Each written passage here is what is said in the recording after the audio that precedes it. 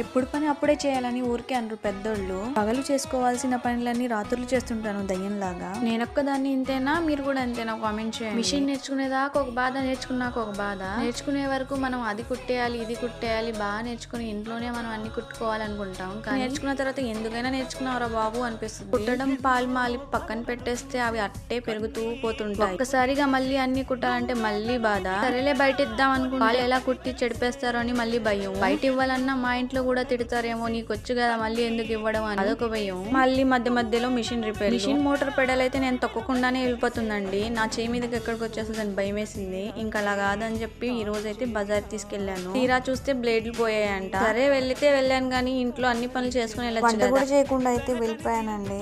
అంత ధైర్యం ఎందుకు వచ్చిందంటే ఇంట్లో మా ఆయన లేరు. మా ఆయన అయితే ఊరికి నైట్కి వస్తున్నానని చెప్పి ఫోన్ చేశారు. ఇంకా సచ్చినట్టు చేయాలి, తప్పదు. వెంటనే చకచక పనులన్నీ చేసేసి ఇంకా కర్రీ కూడా ప్రిపేర్ చేసేసి తినడమే లేటు. వీడియో నచ్చితే లైక్ చేసి సబ్స్క్రైబ్ చేసుకోవచ్చు కదా.